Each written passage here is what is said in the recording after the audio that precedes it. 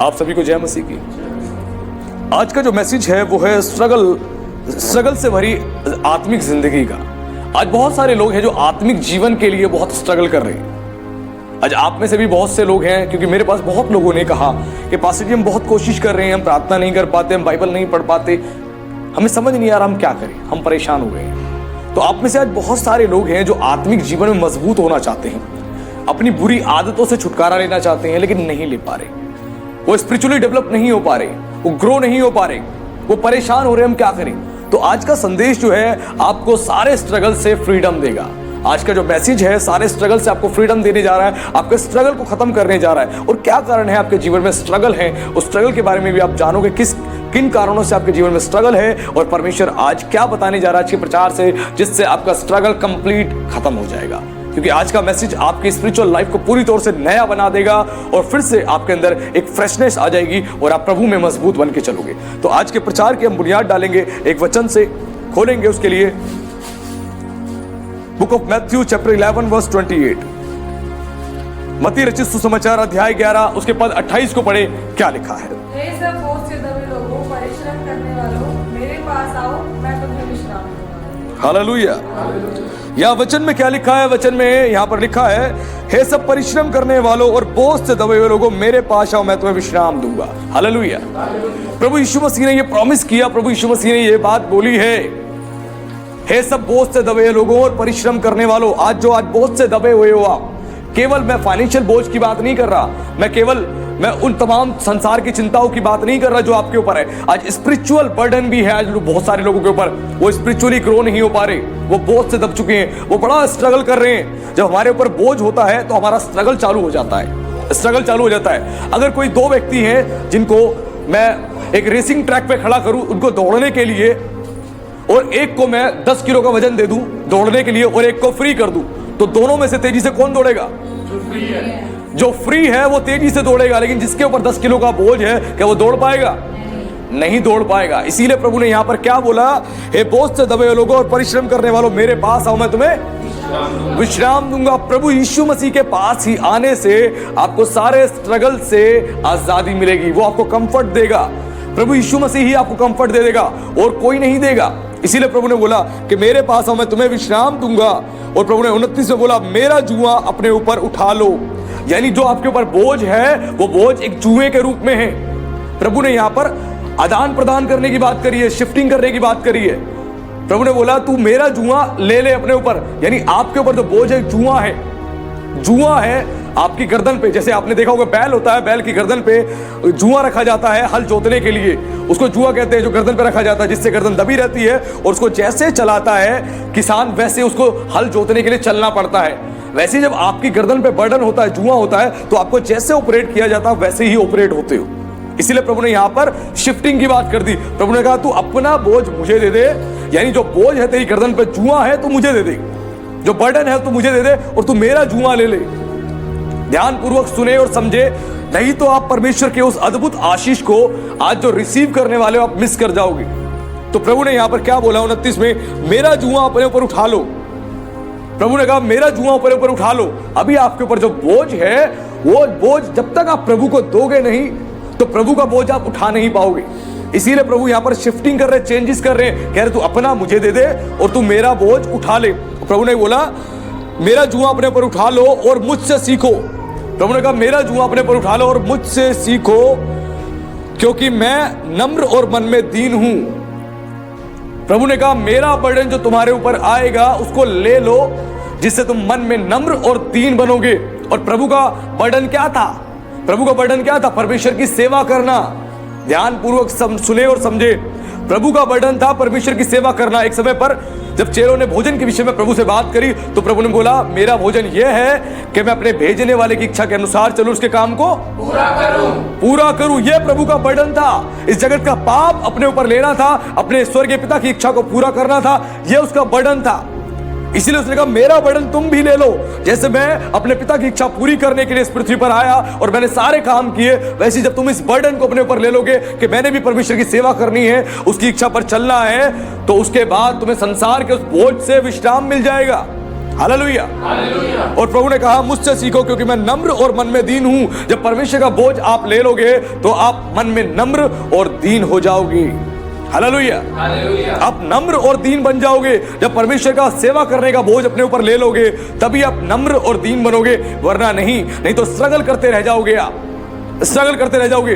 तो प्रभु ने अपने बर्डन को देने की बात करी। मेरा बर्डन ले ले, मेरा बर्डन ले ले अपने ऊपर, क्योंकि मेरा बर्डन मेरे पिता की सेवा करना था, इस जगत को पाप से बचाना था, इस जगत में परमेश्वर का सुसमाचार सुनाना था, स्वर्ग के राज के बारे में लोगों को बताना था, परमेश्वर के प्रेम के बारे में बताना था, जिसके लिए प्रभु यीशु मसीह आया। आज प्रभु ने वही बर्डन हमें भी दिया है, वही बर्डन हमें भी दिया है। प्रभु ने जाते जाते अंतिम आज्ञा क्या दी? क्या आज्ञा दी प्रभु ने?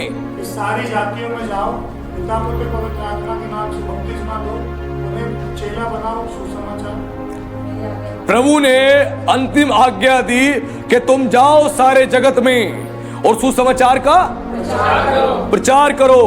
परमेश्वर ने सबको बोला जाओ गॉस्पेल को सुनाओ। गॉस्पेल जाओगे, पहले जाना है फिर सुनाना है।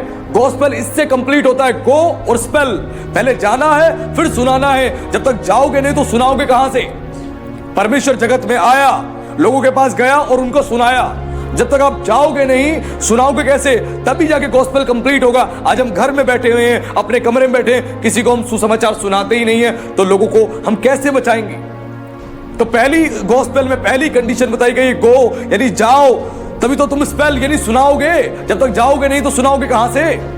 तो बोला सारी जातियों में जाओ, मेरा सुसमाचार प्रचार करो, गुड न्यूज को सुनाओ, सुसमाचार प्रचार करो और सबको मेरी आज्ञा माननी सिखाओ और सबको मेरा चेला बनाओ और उन्हें पिता पुत्र और पवित्र आत्मा के नाम से उनकी पापों की क्षमा का उनको बपतिस्मा दो। ये प्रभु ने बोला। लेकिन आज हम क्रिश्चियंस, क्या चर्च इस चीज को अपनी लाइफ में इंप्लीमेंट कर रहा है? नहीं। आज प्रभु का बर्डन लेना कोई नहीं चाह रहा। आज क्या चाह रहे हैं? हम चर्च में जाएं, हम वचन को सुने, संडे पास्टर से प्रेयर करवाएं, अपने बिजनेस के लिए, अपने बच्चों के लिए, अपने फाइनेंस के लिए, अपनी प्रॉपर्टी के लिए और दैट्स इट, और अपने घर जाएं। पास्टर का काम है सेवा करना, वो ही करता रहे। हमारा तो काम है केवल चर्च में आके मेवा लेना। हम मेवा ले, सेवा वो करता रहे, यानी आशीष हम लेते रहे, वो बेचारा बर्डन लेके सेवा करता रहे। हमारा काम तो है फ्री होके हम चले, हम फ्री होके चलें। ये नहीं, ग्रेट कमीशन सबको दिया गया है। जो सुसमाचार सुनाने की जो सेवा दी गई है, ये ग्रेट कमीशन इसको कहा जाता है। और ये ग्रेट कमीशन हर एक को दिया गया है, स्त्री हो, पुरुष हो, बच्चा हो, जवान हो या बुजुर्ग हो, सबको ये ग्रेट कमीशन दिया गया है कि जाके आप सबको सुसमाचार प्रचार करें। जाकर, घर बैठे बैठे नहीं होगा, जाकर। अगर जगत के छोर तक आपको पहुंचना है तो परमेश्वर ने एक बहुत अच्छी चीज, एक ऐसा टूल आप लोगों के लिए उपलब्ध कराया है, वो है इंटरनेट। इंटरनेट एक ऐसा टूल परमेश्वर ने उपलब्ध कराया है जिसके थ्रू आप हजारों लाखों लोगों तक सुसमाचार पहुंचा सकते हो, यदि आप इसका इस्तेमाल करें तो। लेकिन आज जवान बच्चे इसका इस्तेमाल किस चीज के लिए कर रहे हैं? गलत चीजों के लिए, संसार की गंदी चीजों को देखने के लिए, सुनने के लिए इसका इस्तेमाल कर रहे हैं, ना कि परमेश्वर की सेवा के लिए। अगर इसी टूल को शैतान इस्तेमाल करा के आज जवानों को और जगत में लोगों को पाप में धकेल रहा है, तो परमेश्वर इसी टूल को इस्तेमाल करा के हजारों लाखों करोड़ों लोगों को बचा भी रहा है। हालेलुया।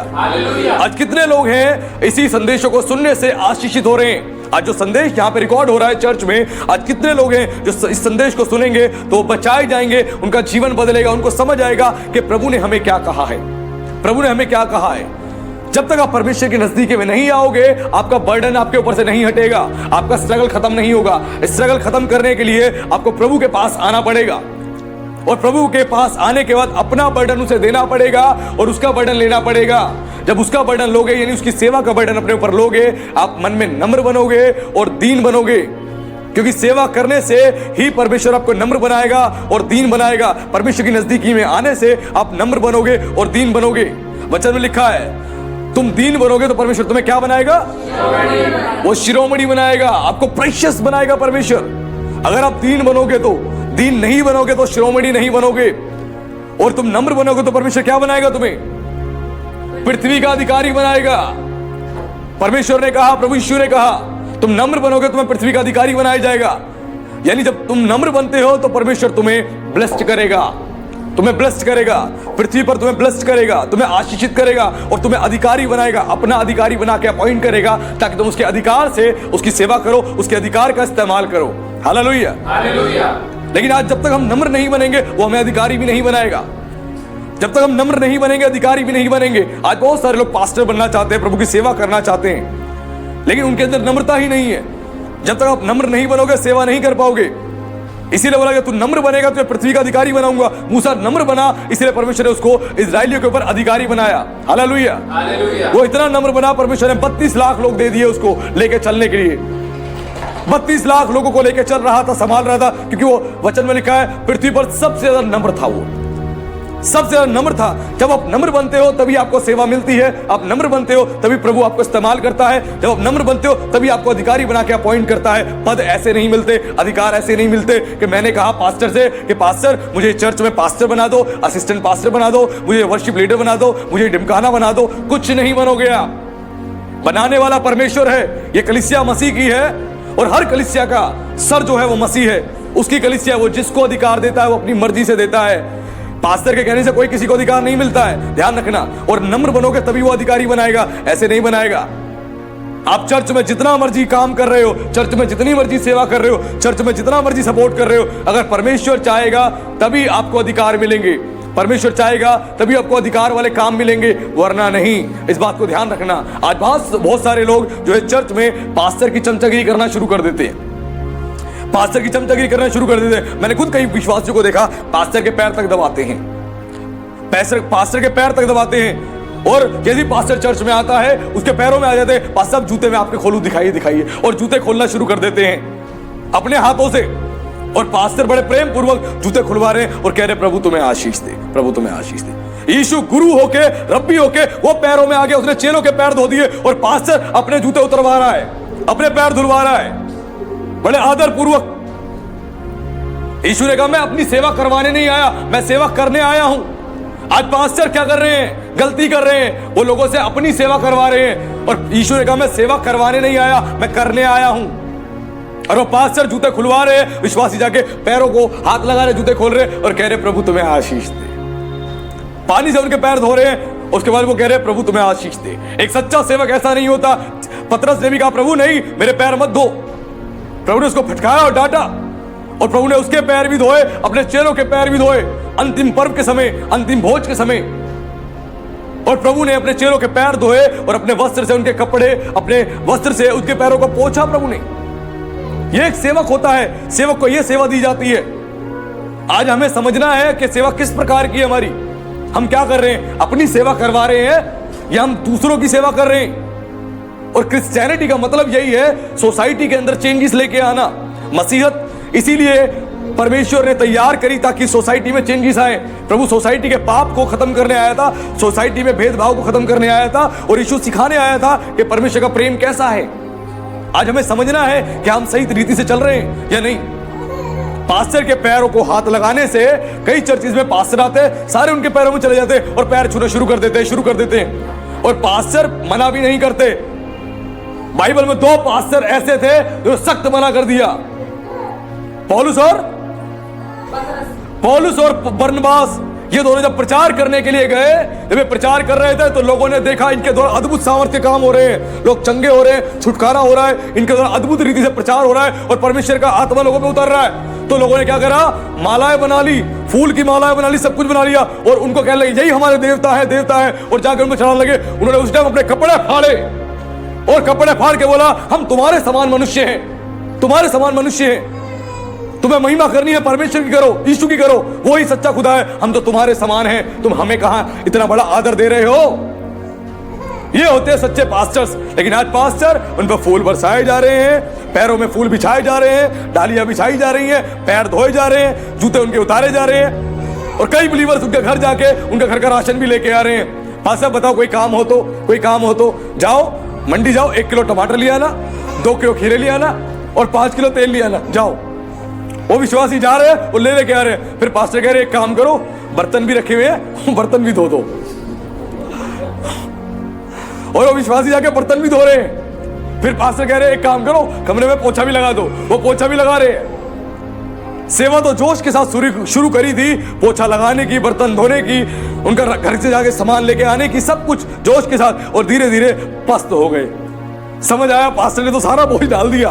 पास्टर का सुबह फोन आ गया, एक काम करो, 5 बजे फोन कर दिया, एक काम करो आते आते ना दूध लेते आना 2 किलो।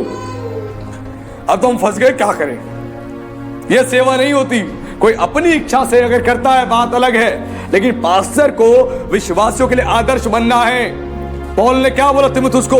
तीमुथियुस एक यंग पास्टर था, एक जवान पास्टर था। उसको बोला, हे जवान, कोई तेरी जवानी को तुच्छ ना जानने पाए, तेरी जवानी को तुच्छ ना जानने पाए। वचन में, विश्वास में, पवित्रता में और अपने चाल चलन में विश्वासियों के लिए क्या बन जा? आदर्श बन जा। आदर्श बन जा। तू उनका रोल मॉडल बन जा कि वो तुझे देख के आशीषित हो, तेरे जीवन को देख के आशीषित हो। ये नहीं कि तुझे देख के दुखी हो, परेशान हो, ऐसा नहीं। लेकिन आज जगह जगह यही हो चुका है, यही हो चुका है।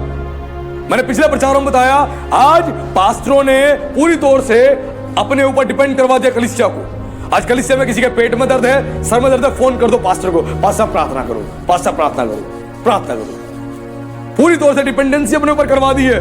और पास्टर ना प्रार्थना ढंग से कर पा रहा है, ना परमेश्वर के वचन का अध्ययन कर पा रहा है, ना प्रभु के साथ समय बिता पा रहा है, वो इसी में उलझा हुआ है। एक फोन करना, फिर दूसरा फोन, दूसरा करना, फिर तीसरा, वो इसी में उलझा हुआ है। और बाइबल में साफ लिखा है, वचनों में साफ लिखा है कि सबसे अधिक अपने मन की रक्षा कर, क्योंकि जीवन का मूल स्रोत यही है। आज अपने मन की रक्षा करनी है कि आप सेवा क्यों कर रहे हो, प्रभु ने आपको किस लिए खड़ा किया है। लोगों को सिखाएं कि लोग जो है खुद प्रार्थना करें, विश्वास करें प्रभु पर, विश्वास से प्रार्थना करें ताकि वो चंगे हो जाए, उनका छुटकारा हो जाए। लेकिन आज पूरी डिपेंडेंसी पास्टर के ऊपर है। परमेश्वर ने एक सेवक को खड़ा किया है विश्वासियों के लिए, कलीसिया के लिए। वो दुआ करेगा, प्रार्थना करेगा, प्रभु छुटकारा देगा, आशीष देगा। लेकिन पास्टर पर डिपेंडेंसी नहीं। पेट में दर्द हो गया तो, सर में दर्द हो गया तो, लूज मोशन लग गए तो, खुद प्रार्थना नहीं कर रहे, कुछ भी नहीं कर रहे, हर चीज में पास्टर पास्टर पास्टर। और पास्टर की लाइफ को ऐसा बना दिया है, फोन बजता रहता, सुबह शाम तक बजता रहता है। एक समय ऐसा था, मैं भी परेशान हो गया फोनों से, सुबह से शाम तक फोन बजते रहते थे। 4-4 घंटे बाद, 5-5 घंटे बाद मैं भी दुखी हो गया था। उसके बाद सख्त होकर मुझे कलीसिया में कहना पड़ा कि कृपया कर एक समय निर्धारित किया है, सुबह इतने बजे और शाम को इतने बजे, तभी मुझे फोन करें। कोई इमरजेंसी है, कोई परेशानी है तो मुझे एनी टाइम कभी भी कॉल करें। लेकिन कोई नॉर्मल समस्या, परेशानी है तो एक समय दिया गया है, उस समय मुझे फोन करें, ताकि मेरा समय परमेश्वर के साथ बीते, मेरा समय उसकी सेवा के लिए बीते, मेरा समय अपने आप को तैयार करने के लिए बीते, कलीसिया के लिए तैयार करने के लिए, संदेशों के लिए बीते, उनके लिए मैं प्रार्थना कर सकूं बोझ के साथ। यह नहीं कि मैं डिपेंडेंसी में रहूं और कलीसिया को अपने पर डिपेंड कर लूं। यीशु दिन भर सेवा करता था और रात में जाके प्रार्थना करता था। चेले पस्त हो जाते थे, पड़े रह जाते थे, लेकिन यीशु फिर भी जाके क्या करता था? प्रार्थना करता था, वो दुआ करता था। आज समझना है क्या पास्टर का जीवन है ऐसा, वो समय बिता रहा है। आज कुछ पास्टर्स ऐसे हैं जो इस बात को गंभीरता से नहीं लेते हैं, क्योंकि जो दुल्हन की सहेलियां थी, जिसके बारे में हमने पिछले दिनों में प्रचार सुना, उस जो दुल्हन की 10 सहेलियां थी, 10 कुंवारियां थी, वो प्रभु के 10 दास बताए गए हैं। दूल्हे के आने में देर है, वो पस्त होकर सुस्त होकर सोने लगे। इतने में आ गया दूल्हा, तो 5 जो तैयार थी, पूरी रीति से तैयार थी, वही अंदर जा पाई विवाह समारोह में, बाकी छोड़ दी गई। आज जो पास्टर सुस्त हो गए हैं, पस्त हो गए हैं, और जिनकी तैयारी ही पूरी नहीं है, वो छोड़ दिए जाएंगे। आज आपकी तैयारी होनी चाहिए, आपके अंदर जोश और जज्बा होना चाहिए उसकी सेवा करने के लिए। आप सुस्त और पस्त नहीं होने चाहिए। आपका स्ट्रगल कब खत्म होगा? जब उसकी सेवा का बोझ आप अपने ऊपर ले लोगे। उसके बाद लिखा है आगे कि मुझसे सीखो, क्योंकि मैं नम्र और मन में दीन हूं, और तुम अपने मन में विश्राम पाओगे, क्योंकि मेरा जुआ सहज और मेरा बोझ हल्का है। प्रभु ने बात बताई, जब तुम मन में नम्र और दीन बनोगे तो तुम क्या पाओगे? विश्राम पाओगे। यानी प्रभु का बर्डन अपने ऊपर ले लोगे तो प्रभु अपने आप ही तुम्हारा बर्डन उठा लेगा, उसके बाद तुम्हें विश्राम मिलेगा। आज मन में विश्राम क्यों प्रभु ने कहा? आज मन में ही तो सारी अशांति है, मन में ही तो सारी गड़बड़ी है, मन में तो गड़बड़ी है। मन में चिंता होती रहती है, मेरे भविष्य का क्या होगा, मेरे माँ बाप के भविष्य का क्या होगा, मेरे बच्चों के भविष्य का क्या होगा, कैसे घर आएगा, कैसे गाड़ी आएगी, कैसे मेरे बच्चे पढ़ेंगे, कैसे नोट आएंगे, कैसे प्रमोशन होगी, कैसे इंक्रीमेंट लगेगा। तो ये मन में तो सब कुछ चल रहा है, सब कुछ तो मन के अंदर ही है। और ये मन के अंदर जो बातें चलती हैं, ये बातें हमारे ब्रेन पे इफेक्ट डालती हैं, हमारी बॉडी पे इफेक्ट डालती हैं, और हम परेशान हो जाते हैं। तो प्रभु कह रहे मेरे पास आ, तेरे मन में जो बोझ है चिंताओं का, तू मुझे दे दे। तेरे माँ बाप की चिंता मैं करता हूं, तेरी चिंता मैं करता हूं, तेरे बच्चों की चिंता मैं करता हूं, तेरी नौकरी, तेरे बिजनेस की चिंता मैं करता हूं। मेरे पास आ जा। जब तू मेरे पास आएगा तो तेरे मन में मैं तुझे क्या दूंगा? विश्राम दूंगा। यानी तेरे मन में जो स्ट्रगल चल रहा है, चिंता, तू बार बार चिंता में फंस जाता है, कर्जा मेरे ऊपर हो गया, कर्जा कैसे टूटेगा, लोगों के पैसे कैसे दूंगा, बीमारी का इलाज कैसे कराऊंगा, वो सारी चीजों से मैं ही तुझे विश्राम दूंगा जब तू मेरे पास आएगा। जब आप प्रभु के पास आओगे, अपने बोझ को उसे दोगे और उसका बोझ लोगे, तो अपने आप ही आपको वो विश्राम देगा, अपने आप विश्राम देगा, सारे बर्डन से विश्राम देगा, और आप नम्र बनोगे और आप दीन बनोगे। आपके अंदर अशांति नहीं रहेगी, आप शांति से भर जाओगे, आपको चिंता नहीं होगी मेरे बच्चों का क्या होगा, मेरी पत्नी का क्या होगा, मेरे माँ बाप का क्या होगा, क्योंकि आपका विश्वास परमेश्वर पर है। और परमेश्वर कभी भी धर्मी को त्यागता नहीं है, वचन लिखा है वो धर्मी को कभी त्यागता नहीं है। आपका धार्मिकता का जीवन ऐसा होगा, प्रभु आपके परिवार को नहीं त्यागेगा, आपको नहीं त्यागेगा, आपके बच्चों को नहीं त्यागेगा। वचन में लिखा है तुझे दूध पिलाने वाली मां छोड़ देगी और तुझे त्याग देगी, लेकिन मैं तुझे ना छोड़ूंगा ना मैं त्यागूंगा, कभी नहीं त्यागेगा। आज कितने ऐसे बच्चे आपको दिखेंगे कूड़ेदान के डब्बे में पड़े होते हैं, कूड़ेदान के डब्बे में पड़े, रेलवे ट्रैक के पास पड़े, कहीं ना कहीं फेंक के चले गए, छोड़ के चले गए। रात में दूध पिलाने वाली मां ने छोड़ दिया, फेंक दिया, क्यों? किसी पराये पुरुष के साथ संबंध हो गया, बच्चा भी छोड़ के उसके साथ भाग गई। दूध पिलाने वाली मां ने छोड़ दिया, बच्चे जवान हो गए, लेकिन मां का अफेयर हो गया, वो बच्चों को छोड़कर भाग गई, पति को छोड़कर भाग गई। दूध पिलाने वाली मां ने जवानी में छोड़ दिया अपने बच्चों को, अपने पति को, और वो भाग गई। प्रभु कह रहा है वो छोड़ देगी और चली जाएगी, एक समय में आपकी मां इस पृथ्वी से कूच कर जाएगी, वो चली जाएगी। लेकिन प्रभु कह रहा है ना मैं तुझे छोड़ूंगा ना मैं ना त्यागूंगा। तेरी मां तुझे छोड़कर चली भी जाएगी, इस पृथ्वी से चली जाएगी, या तेरे घर को छोड़कर चली जाएगी, तब भी मैं तुझे ना छोड़ूंगा और ना मैं त्यागूंगा। ये उसका प्रॉमिस है, जिसका प्रॉमिस है। वो कह रहा है मेरे पास आ, ताकि तेरे बर्डन से मैं तुझे क्या दूं? विश्राम दूं, तुझे कंफर्ट दूं। उसके पास आने से कंफर्ट मिलेगा। जो चर्च नहीं आ रहे, जो प्रेयर में नहीं बैठ रहे, उनको कंफर्ट कभी नहीं मिलने वाला। आप परेशान रहोगे, आप परेशान रहोगे। आज कितने लोग परेशान हैं। वचन में लिखा है कुछ ऐसे मसीह भी हैं, जब प्रभु ने बीज बोने वालों को दृष्टांत दिया, तो कुछ ऐसे मसीह भी हैं जो जीवन की चिंताओं में सुस्त हो गए, जिसके कारण वचन क्या हुआ? दब गया। वो पौधा बढ़ नहीं पाया, झाड़ियों में फंस गया और वो बढ़ नहीं पाया। वैसे कुछ मसीह हैं जो बढ़ नहीं पाते, चिंताओं में फंस गए, संसार की चिंताओं में शैतान ने फंसा दिया। तेरे बच्चे का क्या होगा, तेरे माँ बाप का क्या होगा, तेरे परिवार का क्या होगा, वो चिंताओं में फंसा दिया। वो फंस गए और जिसके कारण क्या हुआ? वो आगे बढ़ नहीं पाए। आज बहुत से मसीह स्पिरिचुअल लाइफ में बढ़ नहीं पाते। आप में से बहुत से लोग कहते हैं हम स्ट्रगल कर रहे हैं, हम बढ़ नहीं पा रहे, पास्टर जी क्या करें? आप चिंताओं में फंसे हुए हो, आप चिंताओं में फंसे हुए हो। आप कहां से बढ़ पाओगे? झाड़ियों ने घेर रखा है आपको, झाड़ियों ने घेर रखा है, आप चिंताओं में फंसे हुए हो, आप आगे कैसे बढ़ोगे? तो इस बात का ध्यान दे कि चिंताओं में आप फंसे हुए हो, जिसके कारण आप नहीं बढ़ पा रहे हो। जो क्रिश्चियंस ग्रो नहीं हो रहे, जिनके अंदर स्पिरिचुअल ग्रोथ नहीं आ रही है, यही कारण है। क्योंकि सुबह से शाम तक आप परेशान हो, चिंता में हो। मेरी नौकरी का क्या होगा, मेरे बिजनेस का क्या होगा, आज मेरा बिजनेस अच्छा होगा नहीं होगा, आज मेरा बॉस क्या कहेगा, मेरे पास घर आएगा नहीं आएगा, मेरी शादी कैसे होगी, मेरे बच्चे सही होंगे नहीं होंगे, बच्चों का विवाह कैसे होगा। वो चिंताएं जो है, वो चिंताओं में हम फंसे हुए हैं, जिसके कारण आप बढ़ नहीं पा रहे हो, बढ़ नहीं पा रहे हो। और पतरस कहता अपनी सारी चिंता परमेश्वर पर डाल दो, क्योंकि उसको तुम्हारा ध्यान है। आप खुद उसके वचन को जब तक फॉलो नहीं करोगे, आपकी ग्रोथ नहीं होगी। वो जो झाड़ियां हैं वो आपको दबा के रखेंगी। वो संसार की चिंताएं, वो झाड़ियां हैं, दबा के रखेंगी, क्योंकि आपका फोकस अधिक पैसा कमाने की ओर हो गया है, आपका फोकस अपनी लाइफ को सिक्योर करने की ओर हो गया है, बिजनेस की ओर हो गया है। तो आप फिर कह रहे हो मैं ग्रो क्यों नहीं हो पा रहा? क्योंकि झाड़ियों ने आपको दबा दिया है, रोक दिया है।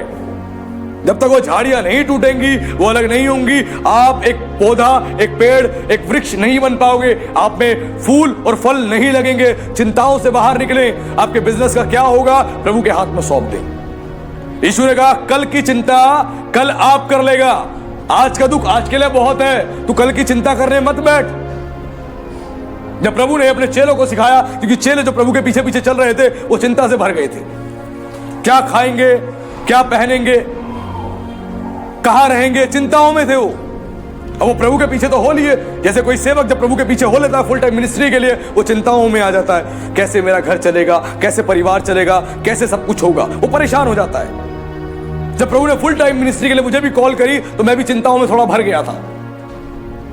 मैं भी चिंताओं में आ गया था कि एक अच्छी सैलरी पे एक अच्छी कंपनी में काम करने वाला मैं एम्प्लॉय था, और अगर मैं छोड़ दूंगा तो कैसे मैं अपनी फैमिली को चला पाऊंगा, फैमिली की रिक्वायरमेंट्स पूरी कर पाऊंगा।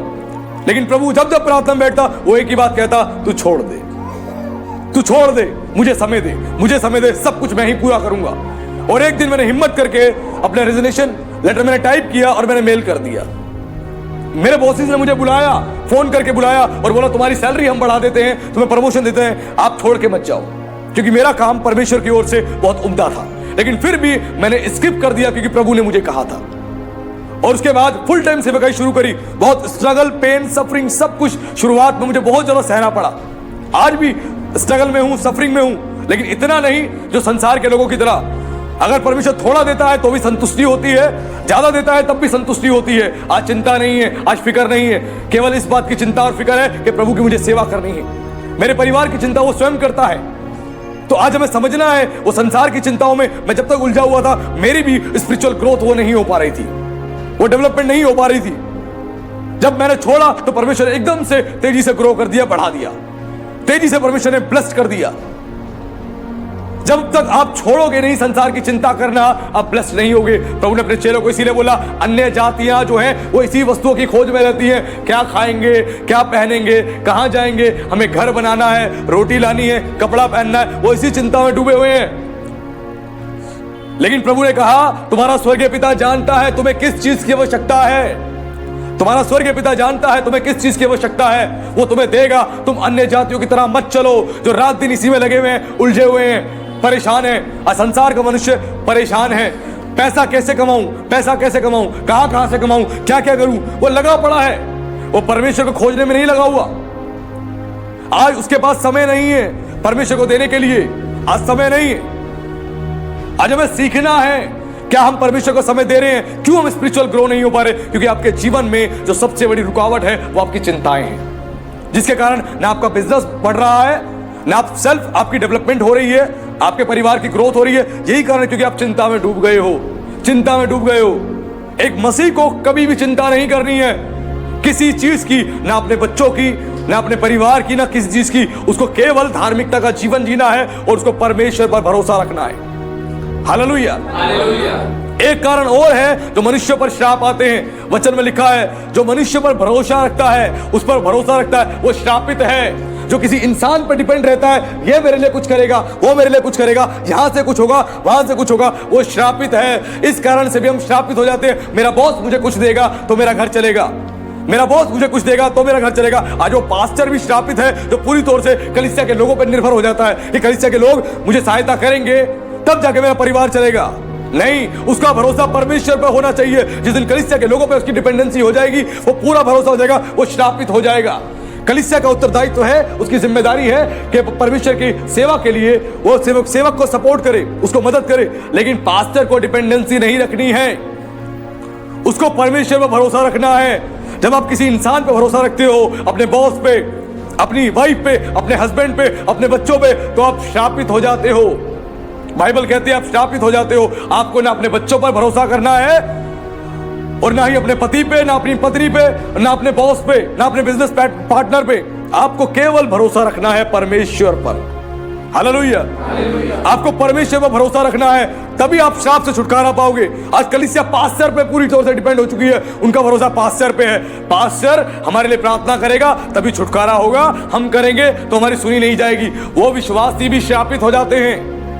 यह कारण है उन पर श्राप आ जाते हैं क्योंकि खुद उनका अटेम्प्ट नहीं है, खुद उनकी मेहनत नहीं है प्रभु से प्रार्थना करने के लिए। डिपेंडेंसी पूरी तौर से पास्टर पे है। यह भी एक बहुत बड़ी कमी है कलीसिया के लोगों को श्रापित होने में। वो श्रापित हो रहे हैं ये कारण से। और पास्टर भी जो कलीसिया के ऊपर जो पूरी तरह से निर्भर हो चुका है कि यही मुझे कुछ देंगे तो मेरा घर चलेगा, तो वो भी श्रापित है। हालेलुया, वो भी श्रापित है जिसकी डिपेंडेंसी है। आपकी डिपेंडेंसी खुदा पे होनी चाहिए। परमेश्वर कलीसिया के लिए अपने भवन का इंतजाम करेगा, अपने आप करने वाला है। कोई इंसान करने वाला नहीं, करने वाला खुदा है। वो इंसानों को अपने आप इस्तेमाल करता है। आपके लिए घर का इंतजाम परमेश्वर करेगा, आपके बच्चों के अच्छे भविष्य का इंतजाम परमेश्वर करेगा, सब कुछ परमेश्वर करेगा। जानवर, जितने जानवर है, जितने पक्षी हैं, उनके लिए प्रभु ने क्या बोला कि परमेश्वर इनको भी खिलाता है, इनकी भी चिंता करता है। तुम तो उससे ज्यादा बहुमूल्यवान हो। हालेलुया। परमेश्वर कह रहे तुम तो उससे ज्यादा बहुमूल्यवान हो। परमेश्वर ने कहा, प्रभु यीशु ने कहा कि सुलेमान जो इतना धनी और पैसे वाला व्यक्ति था, इतना धनी और पैसे वाला व्यक्ति था, तब भी उसने अपने पूरे वैभव में अच्छे कपड़े नहीं पहने। परमेश्वर ने कंपेयर किया उसको किससे? फूलों के साथ। जिन फूलों को आप देखते हो कितने सुंदर हैं, कितने सुंदर है, कितना अच्छा वस्त्र परमेश्वर ने उस फूलों को पहना रखा है। यीशु ने कहा सुलेमान ने ऐसा वस्त्र भी नहीं पहना था इतना पैसे वाला होके। जब परमेश्वर इन फूलों को अच्छा वस्त्र पहना सकता है तो तुम्हें क्यों ना पहनाएगा? हालेलुया। तुम्हें क्यों नहीं पहनाएगा अच्छे कपड़े? तुम्हें क्यों नहीं देगा अच्छा भोजन? जब चिड़ियों को, पक्षियों को, पशुओं को परमेश्वर खिलाता है, जो अपने लिए इकट्ठा करके नहीं रखते उनको खिलाता है, तो कह रहा मैं तुम्हें क्यों नहीं दूंगा, तुम्हारे लिए क्यों नहीं करूंगा? आज जो भी व्यक्ति दूसरों पर डिपेंड है कि ये मेरे लिए कुछ करेगा, मेरा बॉस कुछ करेगा, मेरा बिजनेस पार्टनर कुछ करेगा, मेरी पत्नी, मेरा पति, मेरे बच्चे, मेरी कलीसिया का व्यक्ति कुछ करेगा, वो श्रापित है। ध्यान रखना, इस कारण से भी श्राप आते हैं। आपकी डिपेंडेंसी खुदा की ओर होनी चाहिए। परमेश्वर ने जो अगुआ आपके लिए खड़ा किया है वो आपकी आशीष का कारण है, जो आपको सेहत में वचन की रोटी खिला रहा है, आपको दे रहा है। लेकिन अगर वो अपने ऊपर ही डिपेंड करवा दे कलीसिया को तो ये ठीक बात नहीं है।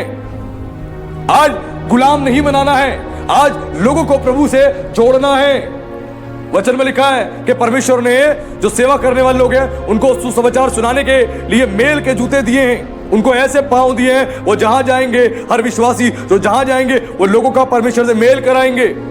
जब संसार की चिंताओं की ओर ज्यादा आपका फोकस होगा, पैसा कमाने की ओर ज्यादा फोकस होगा, आपकी स्पिरिचुअल ग्रोथ कभी नहीं होगी। आपकी स्पिरिचुअल ग्रोथ कभी नहीं होगी। आप ट्राई करते रहो मैं कैसे छुटकारा पाऊं, नहीं प्राप्त कर पाओगे। आप नहीं प्राप्त कर पाओगे। छुटकारा पाने के लिए आपको अपने जीवन को बेहतर करना पड़ेगा, प्रभु की नजदीकी में आना पड़ेगा। एक वचन और खोले मेरे लिए, पहला कुरिन्थियों अध्याय 15 उसके पद 33 को पढ़े। क्या लिखा है? धोखा न खाओ, बुरी संगति अच्छे चरित्र को बिगाड़ देती है। हालेलुया। लिखा वचन में, धोखा ना खाओ, बुरी संगति अच्छे चरित्र को बिगाड़ देती है। बुरी संगति जो है वो अच्छे चरित्र को बिगाड़ देती है। आज आपका चरित्र क्यों बिगड़ रहा है? आपका स्पिरिचुअल लाइफ क्यों खराब हो रहा है? आप क्यों गलत चीजों के आदी बन रहे हो? आज क्यों नशा करने वाले बन रहे हो?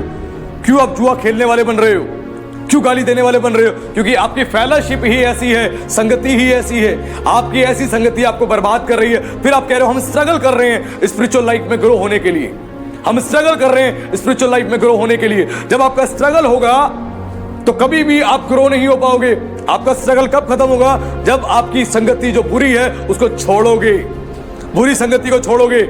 आज जैसी संगति में आप रहोगे वैसा आपके ऊपर असर पड़ेगा। आज बहुत सारे क्रिश्चियंस जो है नॉन क्रिश्चियंस के बीच में बहुत रहते हैं और उनकी बातों को सुन सुन के अपने आप को भी उनके जैसा बना लेते हैं। उनका बोलने का जो तरीका है उनके जैसा ही है, उनका जीवन जीने का तरीका है वो उनके जैसा ही है, कपड़े पहनने का तरीका उनके जैसा ही है, हर चीज उनके जैसी ही है उनके अंदर।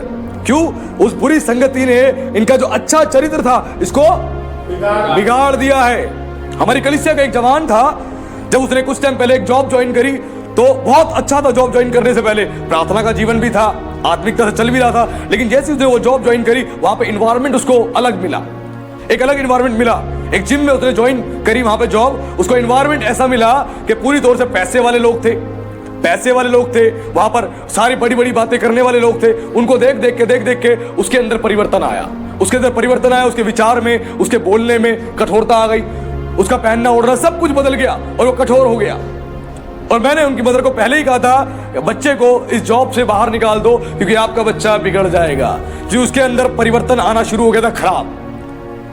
और उसके बाद कुछ समय बाद इत्तिफाक से परमेश्वर की ओर से वो जॉब उस जवान ने खुद छोड़ दी। जब वो छोड़ी उसके बाद धीरे धीरे प्रभु को अपना समय दिया, वापस कलीसिया की संगति में आया, वापस पास्टर से बात करनी शुरू करी, अपने आप को प्रभु में समर्पित करना शुरू किया। तो उसके अंदर ऐसा परिवर्तन आया, उसने खुद इस कलीसिया में खड़े होकर गवाही दी थी अपनी कि मेरा हृदय कठोर हो गया था, मेरा जीवन कठोर हो गया था और मैं बिगड़ गया था क्योंकि उस संगति ने मुझे बिगाड़ दिया था। लेकिन जैसे ही प्रभु की संगति में आया, उसके लोगों की संगति में आया, मेरा जीवन बदल गया। हालेलुया। अब बुरी संगति आपको बिगाड़ देगी। आपका चाहे कोई रिश्तेदार हो, कोई दोस्त हो, कोई यार हो, अगर खराब व्यक्ति के साथ आपका उठना बैठना है तो आप बिगड़ोगे ही बिगड़ोगे। आप इस चीज को मत कहना कि मैं नहीं बिगड़ूंगा, आप 100% बिगड़ोगे। क्योंकि बाइबल का वचन कह रहा है, ये पास्टर नवीन नहीं कह रहा, ये बाइबल का वचन कह रहा है। बुरी संगति चाहे किसी की भी हो, उसके कारण आप बिगड़ोगे ही बिगड़ोगे। बुरी संगति आपको बिगाड़ देगी। आप किसी गुंडे बदमाश के साथ रहना शुरू करो, आप सीधे हो, जब उसके साथ रहते फिर आपकी बोली बदल जाएगी, आपके अंदर का एटीट्यूड बदल जाएगा। आप भी लोगों को मारने में काटने में नहीं डरोगे, आप मार पिटाई करने में नहीं डरोगे, गाली देने में नहीं डरोगे, क्योंकि उस संगति ने आपको बिगाड़ दिया, आपको खराब कर दिया। तो संगति इंपॉर्टेंट पार्ट है आपके स्पिरिचुअल लाइफ के लिए, स्पिरिचुअल ग्रोथ के लिए। आज कुछ जो मसीह कहते हैं मेरी ग्रोथ क्यों नहीं हो पा रही, मैंने उनको कहा था कोई नहीं, एक दिन संदेश से मैं इस बारे में प्रचार करूंगा परमेश्वर के वचन का, ताकि आप सीखो। तो आज प्रचार किया जा रहा है। मैं बहुत सारी बातों का जवाब उस टाइम नहीं देता हूं। क्यों? मुझे लगता है जब परमेश्वर के वचन का प्रचार होगा तो अच्छे से एक्सप्लेन किया जाएगा, ताकि आप सीखो और जानो। और यहां पर बताया गया बुरी संगति अच्छे चरित्र को बिगाड़ देगी। जितनी भी बुरी संगति में आप हो, आप उसके कारण बिगड़ रहे हो, क्योंकि उनके साथ डीमन पावर्स हैं, शैतानी शक्तियां हैं, दुष्ट आत्माएं हैं जो आपको छू रही हैं, आपके अंदर वो प्रभाव डाल रही हैं, वो व्यवहार डाल रही हैं, और आप खराब हो रहे हो, आप बिगड़ रहे हो। सबसे इंपॉर्टेंट है आपकी फेलोशिप। किस तरीके की फेलोशिप आपकी है, वो फेलोशिप आपको बिगाड़ देगी, वो फेलोशिप आपको खराब कर देगी। अच्छी संगति आपको बेहतर करेगी, लेकिन एक बुरी संगति आपको बिगाड़ देगी, आपको बर्बाद कर देगी। एक बात और बोली गई, वो क्या बोला पौलुस ने, उसके लिए खोले पहला कुरिन्थियों अध्याय 6 उसके पद 17 को पढ़े, क्या लिखा है? और जो प्रभु की संगति में रहता है वह उसके साथ एक आत्मा हो जाता है। हालेलुया। यहाँ पर लिखा है, और जो प्रभु की संगति में रहता है वो उसके साथ एक आत्मा हो जाता है। जो प्रभु की संगति में रहता है वो उसके साथ एक आत्मा हो जाता है। इसका अर्थ समझ रहे? एक आत्मा होने का अर्थ है परमेश्वर में वो उसका समावेश हो जाता है, परमेश्वर की इच्छा को जानना समझना शुरू कर देता है, उसकी इच्छा पर चलना शुरू कर देता है। आपकी बुरी संगति आपको बर्बाद करेगी, एक अच्छी संगति आपको ब्लेस्ड करेगी। आज जवानों का समय मोबाइल फोन के साथ बीत रहा है, और क्या देखने के लिए?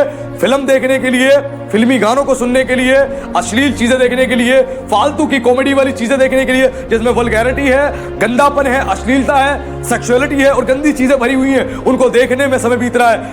वो उस संगति कर रहे हैं उस मोबाइल फोन से। किसकी संगति कर रहे हैं? शैतान की। उस मोबाइल फोन से शैतान की संगति कर रहे हैं, जिसकी वजह से वो डिस्ट्रॉय हो रहे हैं, जिसकी वजह से वो डिस्ट्रॉय हो रहे हैं, पूरी तौर से खत्म हो रहे हैं। फिर कह रहे हैं हमारी स्पिरिचुअल ग्रोथ क्यों नहीं हो रही, हमारी स्पिरिचुअल ग्रोथ क्यों नहीं हो रही? पूरे दिन पैसा कमाने के बारे में देख रहे हैं, पैसा कैसे कमाएं उसी में लगे पड़े, उसी में लगे पड़े। प्रार्थना करने के लिए समय नहीं, प्रार्थना वाली चीजें देखने के लिए समय नहीं, वचन को सुनने के लिए समय नहीं, और फिर कह रहे हैं हमारी ग्रोथ क्यों नहीं हो रही? वो पूरी तौर से डिस्ट्रॉय हो रहे हैं। फिर कह रहे हैं हम क्यों नहीं उन्नत हो रहे? आपका मोबाइल फोन भी आपके जीवन पे इंपैक्ट डालता है, आपका मोबाइल फोन भी इंपैक्ट डालता है, आपका टीवी भी इंपैक्ट डालता है। क्या देख रहे हो, क्या देख रहे हो? जो देखोगे वो आपके अंदर समाएगा। देखने का अर्थ है आप उसको कंज्यूम कर रहे हो। क्या कर रहे हो? आप उसको कंज्यूम कर रहे हो, उसको खा रहे हो। जो आप देखोगे, जो आप सुनोगे, आपके देखने से सुनने से आप कंज्यूम करते हो। जो आप कंज्यूम करोगे वही आपके ऊपर असर डालेगा, और आप वैसे ही बनोगे, वैसे ही बनोगे। अगर आपके पेट में दर्द है, आपके पेट में दर्द है, और आप पेट में दर्द होने के कारण आप आंखों में ड्रॉप डाल लेंगे, तो क्या पेट का दर्द ठीक हो जाएगा? नहीं होगा।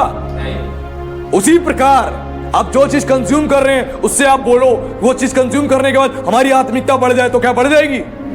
नहीं बढ़ेगी, क्योंकि वो चीज आप चीज ही गलत एक्सेप्ट कर रहे हो, वो चीज आपको खराब करेगी। इसलिए यहां बोला गया कि जो प्रभु की संगति में रहता है उसके साथ एक आत्मा हो जाता है। जब प्रभु की संगति में रहोगे एक आत्मा हो जाओगी, एक आत्मा हो जाओगे। प्रभु की संगति में रहने का अर्थ है आपका समय प्रार्थना में बीते, आपका समय प्रार्थना में बीते, आपका समय परमेश्वर के वचनों के साथ बीते, आपका समय उसकी सेवा करने के लिए बीते, तब आप प्रभु की संगति में आ रहे हो। वरना आप पूरी तौर से खराब हो जाओगे।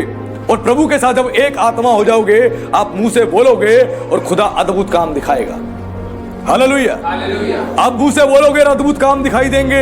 आप जो काम करोगे उसमें अद्भुत प्रभु की महिमा होगी। इसी प्रभु की संगति में कुछ लोग थे जो रहा करते थे, जिनका बाइबल में जिक्र है। उसमें पहला उदाहरण जो है अब्राहम है। अब्राहम को परमेश्वर ने बोला तू मेरी उपस्थिति में चल फिर और सिद्ध होता जा। वो सिद्ध नहीं था, जब उसको बुलाहट दी वो परफेक्ट नहीं था। अब्राहम परफेक्ट नहीं था जब तक वो परमेश्वर का मित्र नहीं कहलाया था। लेकिन परमेश्वर ने उसको पहली चीज बोली मेरे पीछे चल, और बोला दूसरी चीज मेरी उपस्थिति में चल फिर और सिद्ध होता जा। और अब्राहम फिर जब परमेश्वर की सुन के वो उस देश की ओर निकल पड़ा जो परमेश्वर ने उसको दिखाया था, वो परमेश्वर की उपस्थिति में रहा और दिन प्रतिदिन सिद्ध होता गया, दिन प्रतिदिन सिद्ध होता गया।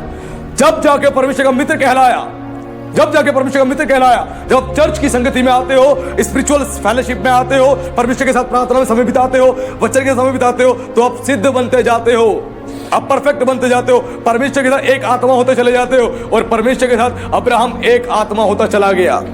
हालेलुया। वो एक आत्मा होता चला गया परमेश्वर के साथ। और परमेश्वर ने अब्राहम से प्रकट किया, मैं जा रहा हूं सदोम और अमोरा को नाश करने के लिए। परमेश्वर ने उसको दोस्त की तरह अपनी मन की बात बताई। जब एक आत्मा हो जाते हो, वो अपने मन की बात आपसे बताता है।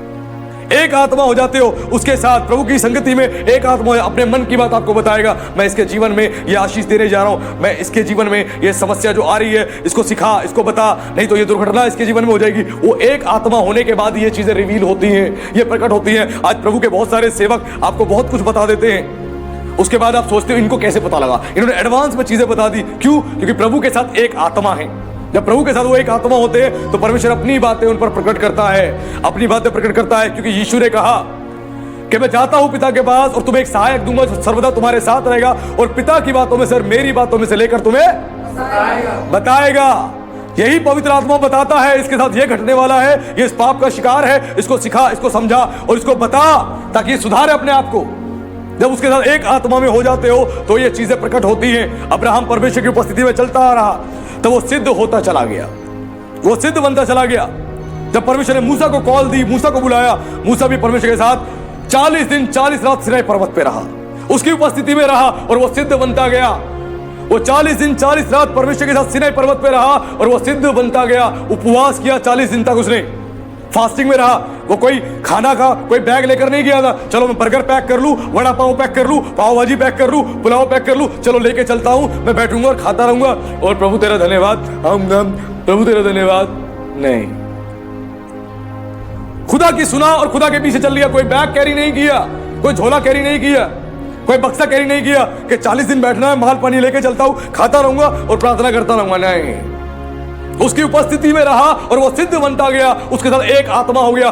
परमेश्वर ने अपने मन की बात मूसा को बताई, अपने मन की बात कि मैं इजराइलियों को यह आशीष देने जा रहा हूं, इजराइलियों को मैं आशीष देने जा रहा हूं। और परमेश्वर ने अपने मन की सारी बातें प्रकट करी। और मोसेस ने ही स्टार्टिंग की जो बुक्स है उसने परमेश्वर से दर्शन पाके लिख दी।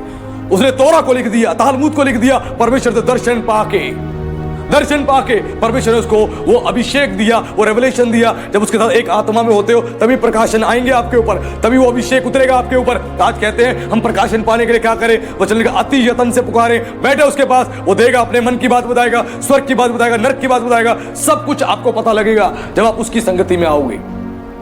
और जो यहूदी लोग हैं वो यहूदी अपनी कमेंट्रीज में बताते हैं, जो यहूदी रब्बी अपनी कमेंट्रीज में बताते हैं, परमेश्वर ने मूसा को स्वर्ग और नरक दोनों दिखाया, उसको सब कुछ बताया परमेश्वर ने। इसीलिए तो मूसा ने आके बोला इजराइलियों को, तुम्हारे आगे मैं जीवन और मृत्यु दोनों की बातें रखता हूं, चुनाव तुम्हारा है, तुम क्या चुनोगे। और परमेश्वर की उपस्थिति में एक आत्मा हो गया, उसके साथ एक आत्मा। जब परमेश्वर के साथ एक आत्मा हो जाओगे तो वो आपको अपनी बातें बताएगा, अपने मन की बात बताएगा, जो होने वाला है वो बताएगा और आप प्रभावशाली बन जाओगे। और जब वो उसके साथ एक आत्मा में रहा और जब सिनै पर्वत से जब वो वापसी नीचे उतरा, उसके बाद अद्भुत रीति से परमेश्वर ने बता दिया। क्योंकि परमेश्वर की रोशनी में जो बैठा उसके अंदर परमेश्वर की रोशनी भर गई, उसके चेहरे से रोशनी निकल रही थी। हालेलुया, उसके चेहरे से रोशनी निकल रही। इजरायली देखकर डरने लगे, ये क्या हो रहा है इसके साथ, क्योंकि मूसा के चेहरे से रोशनी निकल रही थी। परमेश्वर की उपस्थिति में रहोगे तो वो आपको ऐसा बना देगा, आपकी जुबान से रोशनी निकलेगी, जो कहोगे लोगों को रोशनी मिलेगी, लोगों को प्रकाशन मिलेगा, लोगों को जीवन मिलेगा, लोगों के जीवन में अद्भुत काम होंगे, क्योंकि उसकी उपस्थिति में रह रहे हो। आपके मुंह से जो आप बोलोगे आशीष उतरेगी, जिस घर में जाओगे आशीष उतरेगी, जिसके लिए प्रार्थना करोगे आशीष उतरेगी, क्योंकि आप खुदा के साथ एक आत्मा हो। हालेलुया, आप खुदा के साथ एक आत्मा हो। यूसुफ परमेश्वर की संगति में रहा। यूसुफ जिसको जोसेफ कहा जाता है वो परमेश्वर की संगति में रहा, परमेश्वर की संगति को कभी नहीं त्यागा उसने। कितनी बार उसको मौका मिला उसको पाप में गिरने का, लेकिन उसने एक भी मौके को इस्तेमाल नहीं किया। पोतीफर की पत्नी ने उसके साथ व्यभिचार करने के लिए, उसके संबंध बनाने के लिए उसको पकड़ लिया, लेकिन वो खुदा की उपस्थिति में एक आत्मा रहा। उसके मन पे प्रकट हो गया कि मुझे पाप नहीं करनी। जब खुदा की आत्मा में एक आत्मा हो जाओगे आप पाप नहीं करोगे। कोई बोलेगा कि चलो आज दारू पीते हैं, आप कहोगे मुझे नहीं पीनी चाह। वो बोलेगा चल आज फिल्म देखने चलते हैं, ये फलाना फिल्म लगी है, डिबकाना फिल्म लगी है, आप बोलोगे जा मुझे नहीं देखनी। आप उसको भी मना करोगे और खुद पे भी नियंत्रण लोगे, खुदा के साथ एक आत्मा हो जाओगे। जब उसके साथ एक आत्मा हो जाओगे, आप एक भविष्यवक्ता बन जाओगे, एक नबी बन जाओगे, उसके सेवक बन जाओगे और आपका जीवन उसके चलाए चलेगा। क्यों लिखा वचन में कि पवित्र आत्मा के द्वारा चलाए चलो, क्योंकि शरीर के काम तो प्रकट है। ये जब आत्मा के द्वारा नहीं चलते तो शरीर के काम प्रकट है, नशा, चोरी, व्यभिचार, लोभ, लालच, सारे गंदे काम। लेकिन जब आत्मा के द्वारा चलते हो तो उसके काम भी प्रकट है, प्रेम, आनंद, शांति, कृपा, भलाई और आत्मा के जितने फल है ये आपके जीवन में होंगे और लोग इस चीज को देखेंगे और वो आशीषित हो जाएंगे। हालेलुया।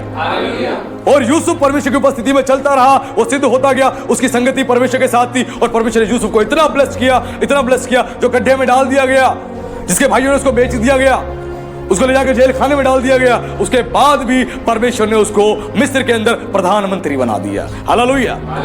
इजिप्ट का उसको एक प्राइम मिनिस्टर बनाया गया, प्रधानमंत्री बनाया गया। क्यों? क्योंकि खुदा की संगति में वो चल रहा था। जब खुदा की संगति में चलोगे आप बिजनेसमैन हो जाओगे, एक सक्सेसफुल बिजनेसमैन बन जाओगे, आपकी नौकरी में आप ब्लेस्ड हो जाओगे, अपनी फैमिली में आप ब्लेस्ड हो जाओगे, अपने घर में अपने बच्चों के लिए आदर्श बन जाओगे, आदर्श माता पिता बन जाओगे, आदर्श बच्चे बन जाओगे, कलीसिया में लोगों के लिए आदर्श बन जाओगे, समाज में आदर्श बन जाओगे। क्यों? आप प्रभु की संगति में हो। जब प्रभु की संगति में आओगे तो सब कुछ बदल जाएगा। डैनियल भी प्रभु की संगति में रहा, उसकी उपस्थिति में रहा, एक आत्मा रहा। जितनी मर्जी समस्या उसके ऊपर आई उसने परवाह नहीं करी, उसने परवाह नहीं करी। नबूकदनेस्सर के बेटे ने जब पाप किया, परमेश्वर के भवन से सारे अच्छे पात्र निकाल के उसने उसको, जब उसने शराब पी ली, उसने ऐशोआराम के काम किए, गंदे काम किए, उसके बाद जब दीवार पे लिखा गया तो वो डर गया, कांपने लगा। और जब सबको बुला लिया, कोई नहीं बता पाया, तो डैनियल को बुलाया गया। और जब डैनियल आया तो डैनियल ने देखा और डैनियल ने परवाह नहीं करी और डैनियल ने उसको साफ साफ सब कुछ बता दिया कि परमेश्वर तेरा नाश करने जा रहा है, तेरे राज्य का नाश करने जा रहा है। डैनियल की वो एक आत्मा में था, खुदा के साथ एक आत्मा में, इसीलिए उसने परवाह नहीं करी। जब खुदा के साथ एक आत्मा में हो जाओगे आप किसी को बोलने में, प्रचार करने में डरोगे नहीं। यीशु ने क्यों बोला फरीसियों को तुम मुंह देखकर प्रचार करते हो? यीशु ने कहा फरीसियों को तुम मुंह देखकर प्रचार करते हो, क्योंकि वो लोगों का मुंह देखकर प्रचार करते थे, मुंह देखकर पाप गिनवाते थे, वो ऐसे थे। लेकिन यीशु ऐसा नहीं था। यीशु ने जिसको प्रचार किया वो अधिकारी के समान प्रचार किया और अधिकार से यीशु बोलता था और सुनने वालों के हृदय छिद जाते थे। जब एक आत्मा आप हो जाओगे तो ऐसे ही होगा। डैनियल खुदा के साथ एक आत्मा रहा, उसको सिंहों की मान में डाल दिया गया, लेकिन उसका कोई भी कुछ नहीं बिगाड़ पाया। हालेलुया।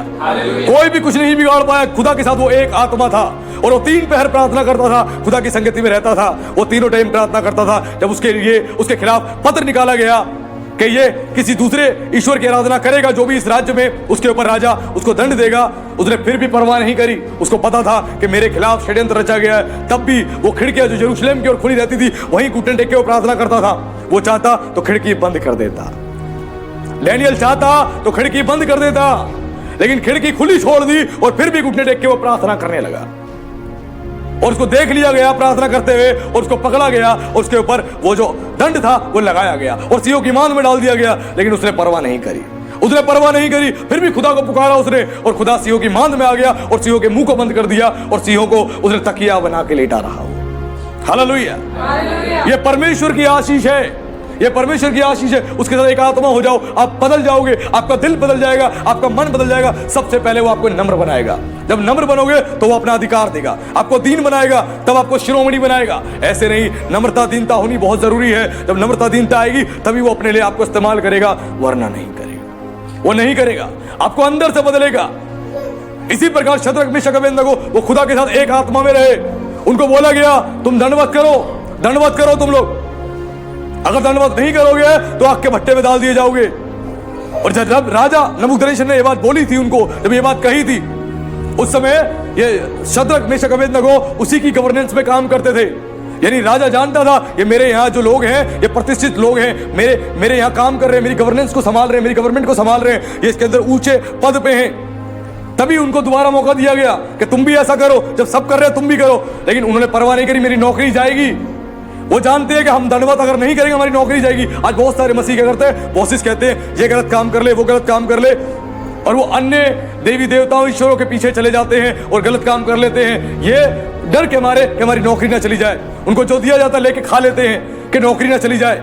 लेकिन इन्होंने परवाह नहीं करी, इन्होंने परवाह नहीं करी।